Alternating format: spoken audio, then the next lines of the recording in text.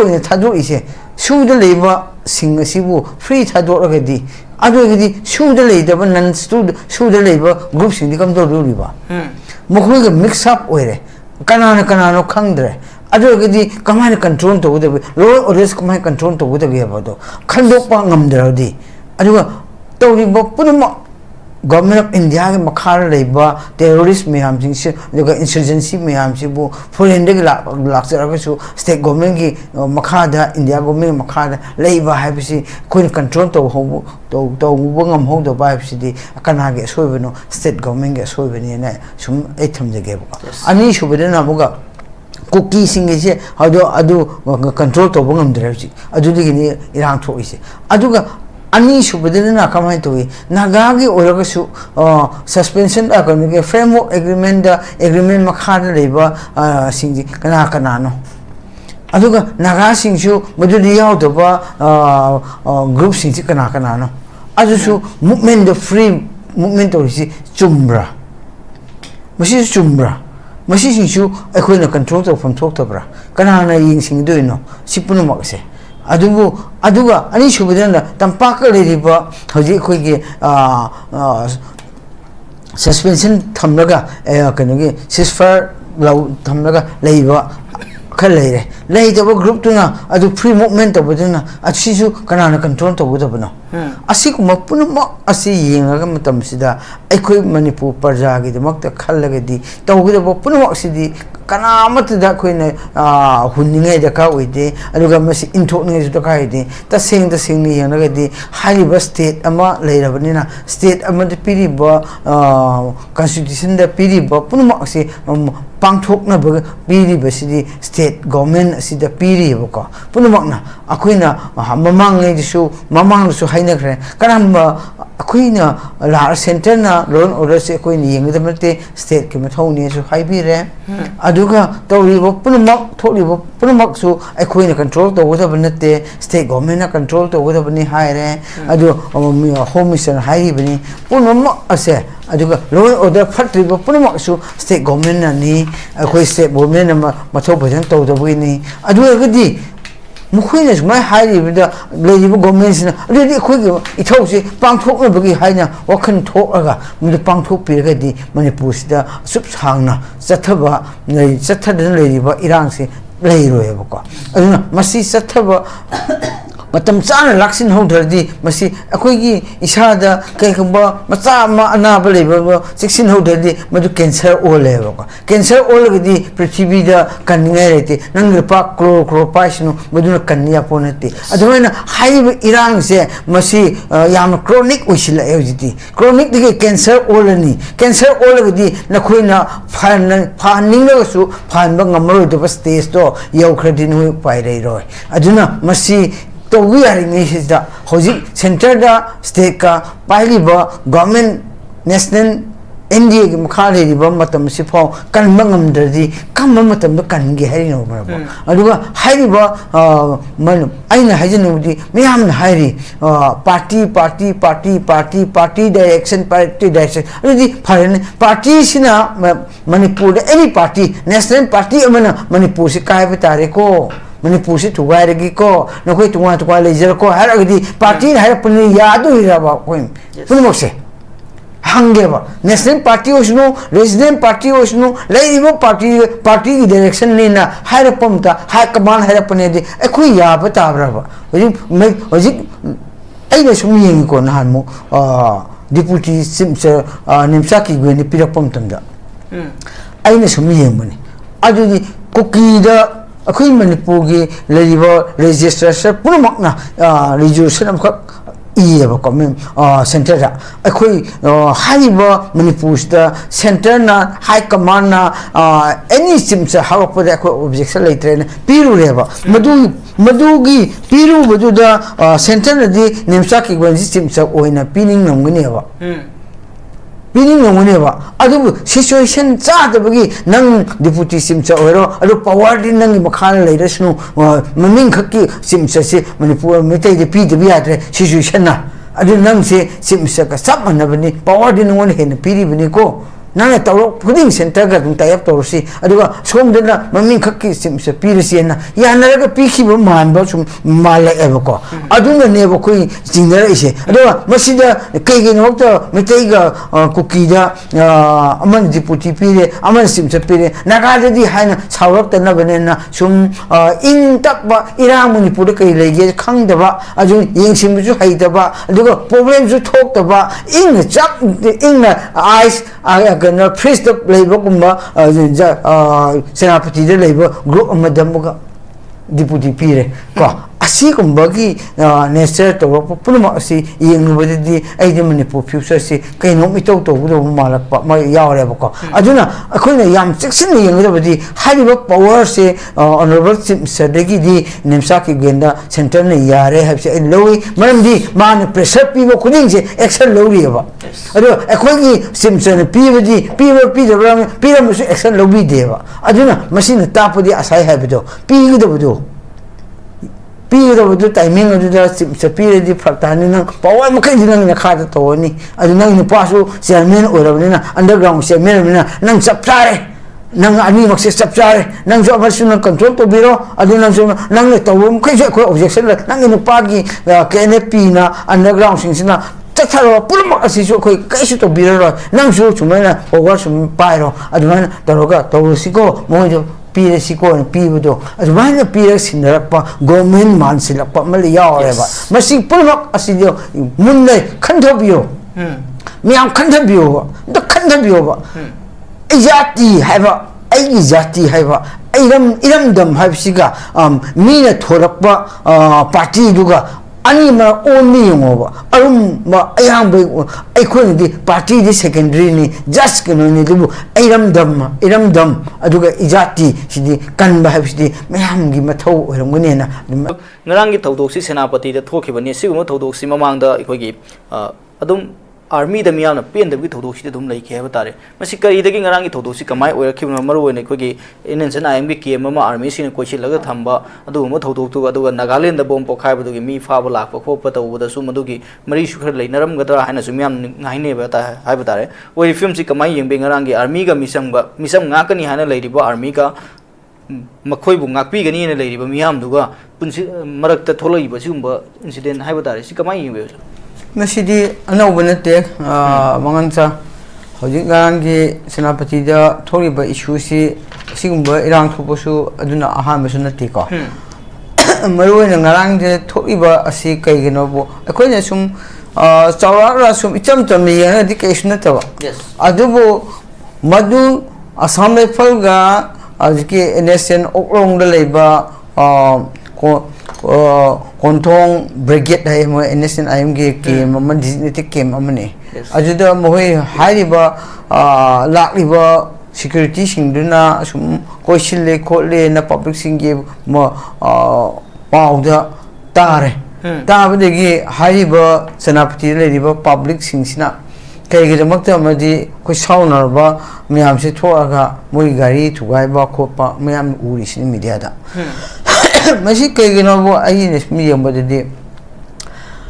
Hujik nangna riba, hujik Nagaland bom pokai ba, Ukrunda mi imbusta ba kopa hana moina innocent ayam orang ini kode ha, dum tahu moni kode na mukoi thazazaba. In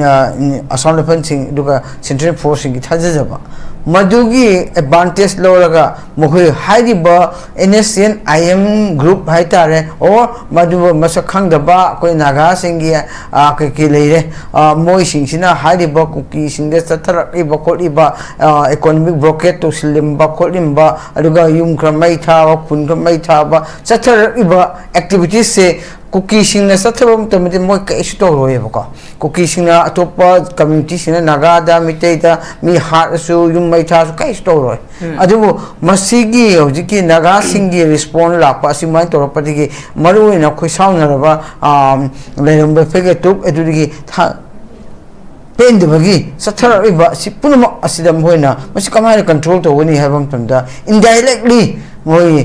mi hap group support to we type to that hoi setter pa game makana maneba ngang kan ulong do to ri se moina me on the pressure me piva moibu moi free the mental hundana ba do free the cookie singbo attack to no bagi plans to dana ba moibu no to ge khoi to ni haba indirectly threaten gi type ta sangsil lakpa asigumbo ubade gi public punmo na khange moi gi to bi bo punmo asam le fund to ba aduga central force in to ba se ga khoi gi parja sin ro ma khangi khangrabani na madugi noi na to bi do la le chumde hai toroga senapati gi town da ka masigi mok thora gari khar mai thare asigumbo punma asikhoi ni yingya base ekhoi hoji yingba masu khatte yingya daba akhoi kai gi makta asam le fan hai aidi asam le fan bo attack to ning de ba masi asam le fan ji kanano ewa central force in kanano yes manipur le central forcing asam le fan se kanana mohui sina kai gi makta koki gi asu imatik moina cooperation piraga moibu sokana bangak sinba de za ba thakpa gi ro moi awat apa purma moina supply to riba aduga mokoi gi saliba suspension operation le riba purma adubu ngak seliba aduga madudi yaudaba terrorist miam aduga insurgency group tonga tonga mokuki ge le aduga brahma da sangsilak pa mayam asishu sangsilak asi purma sibu ngak sinna gi makta security forcing sina central force aduga kano singse asam le fan moin chathale isi masi kanana no masi to hali se habdo mukhui ne tawni to bun ten ai lowe ba ko maru di government of India ne ya bagi neba in government of India na masi bagi haiba cookie sing sida ko protection pi da bani tawri ba purma aseng ngak sing da bani na khoi na manipur da thajin ki ba purma ase mo mui kanuni cookie ngak na bani ko atai ngak na banate haiba sing ji sohon ya roi mo hi kan noi gi mo kanada le tawri ba mai tai no oire o cookie kanu gi na gana oire to pa purma se mo gi mo defense to Madugi Asurangam Thomia, they have the Ministry of Home Affairs, Marina, Aduga Government of India. Asige policy makada satharapa la longni habse akoi manipur praja pun makna khang da baneba asama fandi anytime center ni ya da lep ki do rim ne ko mokhoi na aya ba pi bi gi makta asi lep tan lei bini mating pami ni kai go mo awa ba tare masida awa ba tare akoi si sathok sasin je movement khoi underground mai pa bi sa thok ya dra na phone na han mo leilon be faida kem digital kem do pura misam mo ju hondo ki du adumana asigi mbo policy si government of India ni yaudra di mo ngam de ko pura asana pan toriba central force toriba pura ase kanone government of India ni aya bani ado sumai lapada sumai yeng ya ba makhna akhoi ni yeng de basi handak new government lakpa matam da government formation matang da akhoi na kai hai government of Manipur se president rule le tamsida suspension le kansida kamai government of Manipur da anobo government lakata gi habam tamsida ma le government gi MLA elected sing sina moi kaino mo hai ba ko ai khoi center na hai ba khuding khoi yare objection leite leader khan na phone khan bi ro ron ma no we sinare na khoi na hekta khudon bina ek thimdo ai khoi kai jo hai ro hai re aduna madu adu to adu government le hen bi ro hai re adu ragadi government no khudon bi thimdo ise kana adno ai tamsida kamai na tawi aina sum taja badadi suaina lakpon tunda government na no leadership khalon pi ga ba aya ba resolution loga mo emerimium submit to khabina adu khalam dai se kamo hai re adu ministry home ministry na hai re kai kumba hoji government gi honorable chief minister no ai koi na koi khalani adebu na koi akoi gi promise ama aya ba amkhak lone khi ba ko ai ni ta ba di kai no na koi cookie gi against the wangam ya roi cookie gi phatna hu to ya roi government line da cookie attack to ya roi masi kumma pumak se to roi hen promise to adu government no pi ge hen to ga adu to khi bani ha se koi phang ne ba ko adu madu oiram bu si ai ba odu oiram musi ai ba hojik ki anobo government sina cookie against suma ngang dreba adu cookie bu phatti so suma hai dreba adu masi toriba punma adu di ekoi manipur de leriba parjana hojik leriba miyam gi manipur ge mot chen chong ri ba ngang ri pa sak ri ba punma ase leriba ekoi manipur ge parja sibu akoi mohi sin nam thak to raga moi government khak lei loi atai ekoi udai gi rom da sak changsil lak bra aina koi laweba maram di ekoi prajana haibo purma ase mugi na thaina ra thamme tasin na de le government na ade center su tasin na de ga state su tasin na bidre ade state na pressure pi center pressure pi do su pi bidre ado asi purma ade di haibo aduga maduda yana ba makha da ade di cookie gi da deputy sim sa pirani ado naga da ma pirani yare ko ado no hi kai su haina bia roi ama ge government sina community any community ama ge against the so to bia roi ha che no ngang like leku da bri ke ko ma du na tai ko government piro em tanda to je ge madu purmak to ko to je ge center gi aning bude ko to je ge hai yana ba mukha du government si lapne ne di lowe ba ko madu de ne ko na yeng du se ado gi public ka security gi hoji gi rapses leiba mungda tinnabi ya da ba le se kana no public ka manipur praja punmakka aduga central forcing siga asang le fanga tinnabi ya dri si ke no ko ki khak tinnabi ya raga ekoi tinnabi ya dri ke no aduga ekoi di public innocent ni aji fo tinnabi ya de adu kong amak ki group amadi terrorist singju mo ya na ki aduga nomai pai group singju tinaki so suspension operation le di bam mi singju ya na ki adu ekoi di innocent singju fo tinnabi ya dri ke no nakan ama ire itra adu gi kai asoi bino do ekoi ne khang ba sang kana na no ba ekoi di misam ni parja me aman pu da re ba bam parja siga central forces ga ya na de tin ba shi ya de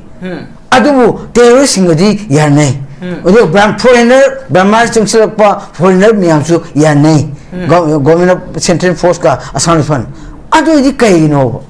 kam ba policy makha da chali bano hai pse ai khoi gi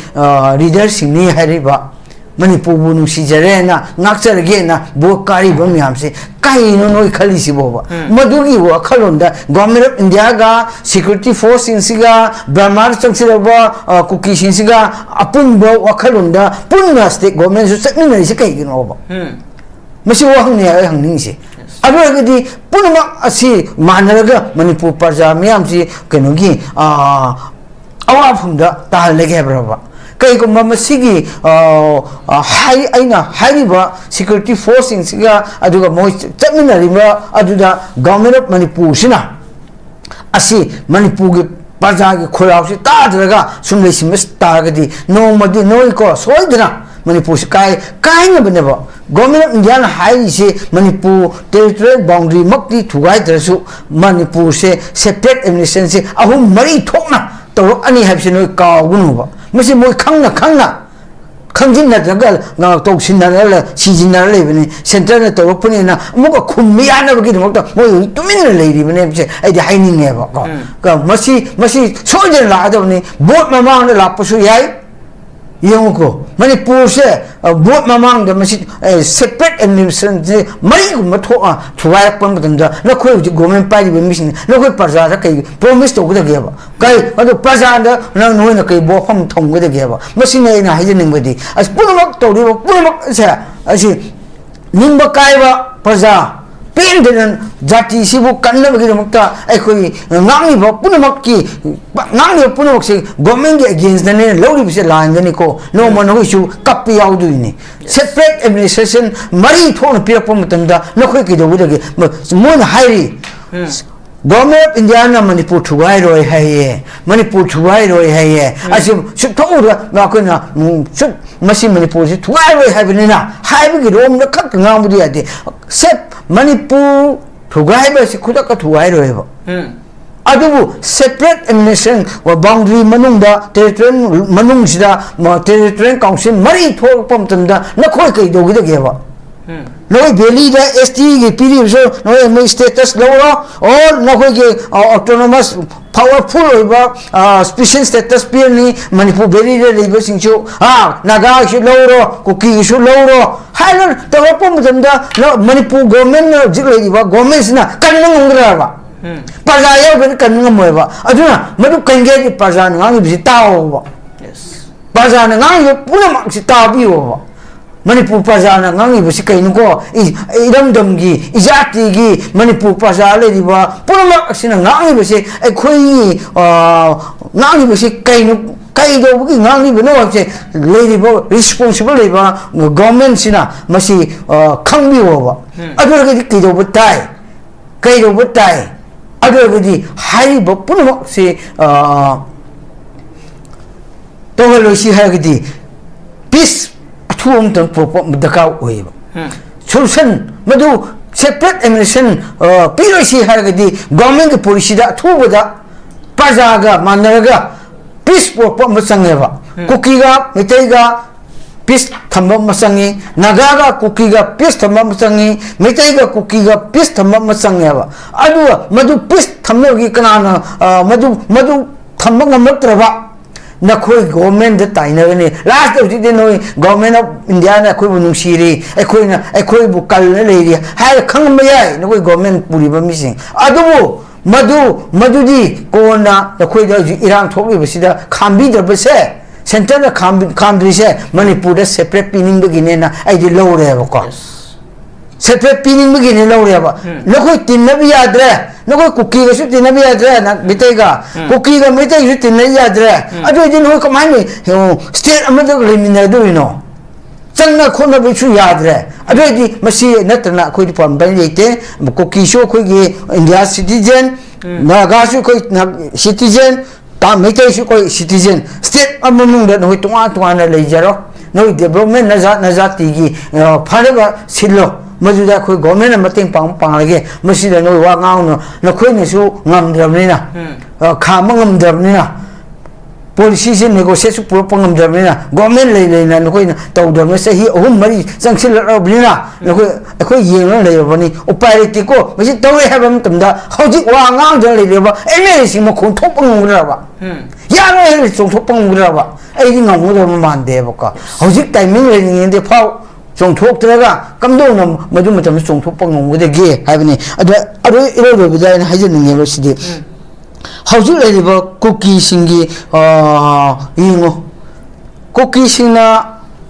As I, Madame so I can cookie singer, Hosey, Lion by Fader me to Hatle. Cookie Joe Congsina, a queen, a hato crack, emotion like hato crack. Hariba. Mukoi na hot na lau thok raba media da lau thok raba party eduna muk stalaga center da muk stalaga ekoi bo ot nei bi re ekoi bo ganigi awa phamda pi re aduna masi ekoi bo kan bi wai si bo chung ba ba ekoi mi halu bagi ekoi ke prajan mi halu bagi innocent bo halu bagi naga mago konsa khungi tok adu bo innocent ho koina pha halu bagi masi ira thopani je moi kawe ba madu Tamjillaga, Moko Mopuma Adu, Losillaga, Chalurga, IBG, Miamdo, Equebo, Napio, Equebo Canbio, Moko Metaina, China, Equebo, Tobirena, some center, Napio has me had then allowed Poki Mina, Jensen Equebo, Tinatore, Equona, me had to have the so I had the Voca. Aduna, Equona Mido, Paziloga, Mim, Metaka, Kunkuntras, Losi Mangling Cray, I do a queen mutation, just a poor tanto, mutation, more tanto, I see what I told Bugi, I could open a go. Moko, I'm Udeva. Yes. Moko, Poven, Cockering Kangi. A topo Poren Kangi, a topo Sibu Udi. Moka Sibu Cockta, Moko comes a problem papa. I do Moka Ura report of Riva, Jati, a Sisi, I did La Len Kali, Kakantabi over no issue. Manipura, Himina Si Hargadi. Himina si hargadi khantaba am change na amra uta thongi yam pazo phun ni hujil le film sida masar ge soiba cookie sing ge site ta army sing ge favor secret lai hai wa phun ni duga hujil le leader sing sina su moki lofum thop thodang du ningthi jana lo da bi mami tari hai doni maka ta sage hujil le film sida ki army ga mai tampak ta leiba miam amadi sing da leiba akhoi kuki na taba miam ga army ga gi marak ta leina ba marisi kaya fattana miam na dum unari hujik financing na su thambo afum da dum adu makoi na tawri ma sat si da su adu government na masigi thak ta lokhal leiba manipur da ujik leiri film si da army amadi state forcing gi marak ta su koi yana da bagi mami any thok pu thodok sing da state forcing sang silak pu matam da army na thingba aduga makoi ni marak ta su koi umkhana gi film se dum ui adu da oidakli film si ga do state tenga na lokhal liba khumthang sing si ga kamai yengbe aroi bu na thangbi su yamna matam slaitre tentana sum thamjarage hogi leiriba akhoi manipur da tungan tungan na urakpa haibidi state force central force aduga public asi ahum thokna yengbo matamda central force ki mathau di kaino hoyi khoi ni yeng doise central force sing se ga state force sing ki mathau kaino masibu kanana sinarige boji asine aine ya hangjene ngo point de central force sing sibu state force sing sibu kanana sinarige bo manipur state sina sinaribra or center na sinaribra asidagi thok kadabane ba kai gamba manipur state ki makhada central force sing leiriba punama se kanogi constitution matung inna hayakati state government sina gadabane ba ka adua state force sina gadabane kai gamba masi constitution da piriba du state force da power se leiri hayakati kai gi da makta masi central force control to bungam dribano aduga state force in control to bungam dribano adu di moi control to bungam nagati mokoi makhada leijere state ki koi constitution piriba makhada leibanina aduna koi law and order se koi makha leibanina haragadi hariba punma lamhen to helaba punma asibo state force jinaraga kai damakta control to draga sahi ahum mukse irang to halibna ba adugadi leiriba suda leiriba singi si asidi central ga state ka tripartite ka kanu to bunina susi agreement makhamada ground makhama lebinina adu su madu state government gi law order kai da bo oragadi madu su da leliba ground du stick to raga center da hairaga mosi ingna tapna makoi kem da henna magi movement du ka henna to da na bagi haipam thopadi state government haiga da baneba aduna punama asida free oire thadok ubusi kana no machine in hygiene free oine thadok ise suda leiba sing asibu free thadok agadi adogadi suda leidaba nan suda leiba group sing dikam do riba mokhoi ga mix up oire kanana no khangdre adogadi kamai control to the law order kamai control to the bado khandok pa ngamdradi aduga to riba punama government of India ke makhar leiba terrorist meham sing se joga insurgency meham se bu foreign de lakchara ka su state government ki makhada India government makhada leiba haibisi koin control to ho to bungam ho do ba habisi kana ge soibeno state government ge soibeni na sum etham je ge ani subedena buga cookie sing se adu control to bungam drevji adu digi irang tho ise aduga ani subedena kamai to naga gi oragasu suspension akonge framework agreement da agreement makhada leiba singji kana no aduga naga singju madudi yaw do ba group singji kana no adusu movement the free movement to si chumbra masi singju akoina control to from talk to bra kana na yin sing do no sipunu makse aduga ani subedana tampak leiriba hoji khoigi suspension thamraga kanogi ceasefire law thamraga leiba khaleire leidaba group tuna adu free movement to buduna asisu kana control to budabno asikuma punma asi yengaga matam sida aikoi manipur parja gi damakta khallagadi tawgidaba punma sidi kana matda koine hunningai da ka oide aduga masi inthokningai da ka ide ta sing ni yanagadi hariba state ama leirabanina state ama de piriba constitution da piriba punma si pangthokna piri basidi state government asida piri bako punamakna akoina mamang su haina kre kanamba akoina la center na loan order se akoina yengdamate state ke mathoni su haibire aduga tawribo punamak thoribo punamak su akoina control to wada banate state government na control to wada bani haire adu home mission hairi bani punamak ase aduga loan order fatribo punamak su state government na ni akoi state government na mathau bhajan to da bani aduga gadi mukhoi sumai hairi bida lejibo government na adi khoi ithausi pangthok na bagi haina wakhan thokaga mudu pangthok piragadi manipur sida sup sangna chathaba nei chathadan lejiba irang se leiroyeba ko aduna masi chathaba matam chana laksin hodradi masi akoigi isada kaikba macha ma anaba leba siksin hodradi madu cancer oleba ko cancer olgadi prithvi da kaningai rete nang pa kro paisnu maduna kanya ponati aduna haiba irang se masi yam chronic oisila ejiti chronic dige cancer olani cancer olgadi nakhoina phaning la su phanba ngamro de stage to yaukhradin hu pairei roi aduna masi तो we are English दा होजी centre दा state का पहली government national NDA के मखाले रिबा मतम सिफाव कनमंगम दरदी कम मतम the कनगे हरिनो बरबो अदुगा हाइरिबा मन आइना हाइजनुदी मियाम हाइरि पार्टी डायरेक्शन अदुदी फरन पार्टी सिना मणिपुर एनी पार्टी नेशनल पार्टी अमना मणिपुर से कायब तारे को manipur se thugai ko nakoi tunga lejer ko haragdi party harapni yadu hiraba koim punmokse hangeba national party osno resident party osno leibo party ki direction lena harapamta high command harapne de ekhui yaba tabraba hoji aina sumiyeng ko nahanmo deputy simser nimsa ki gweni pirakpam tamda aina sumiyeng bani adudi kokida अखोई मणिपुर की लेजिबो registration पुनमकना reservation अमखक इयेबो कमें centre दा अखोई हाइबो मणिपुर दा centre ना high command ना any CIMS हावप दा अखो objection लेत्रे पिरुरेबो मदुगी पिरु बदुदा centre नदी निमसा की गवंजी सिम्स ओइना पिनिंग नंगनेबो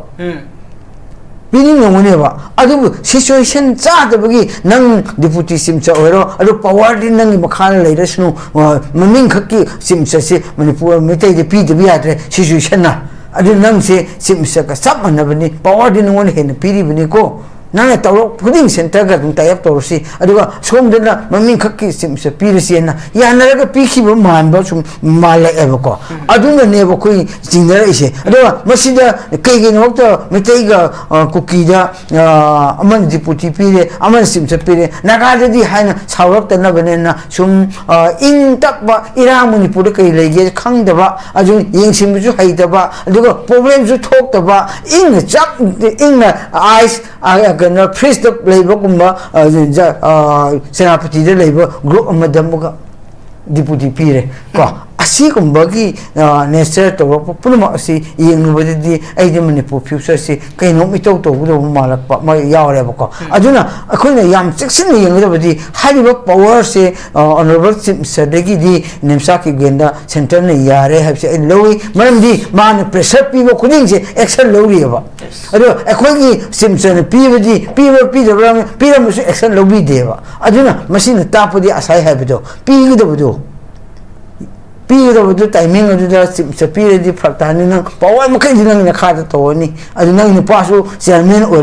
underground Sermon, Nang Saptare, Nang Animax Saptare, Nang National Control to Bureau, Aduna Nang Tom objection, Nang in the party, Kenepina, underground Sinsina. Tataro, Pulma Asiso, Kashi to Bureau, Nang Show to Mena, or watch Pyro, Aduna, Taroga, Torosico, Mojo. Pire siko and pivodo as one appears in the government mansilla Malia or ever. Masi Pulmak Asidio Munde Cantabio Miam Cantabio, the Cantabio Izati have a Izati have a Iram dum have siga Mina Torapa Party Duga ani ma only yungoba arum ma ayang be ai khon di party di secondary ni just keno ni du iram dam aduga ijati sidi kan ba habsidi mayam gi mathau oiram gune na dum aroi round thamjege yam faza wafam ni hojik leiriba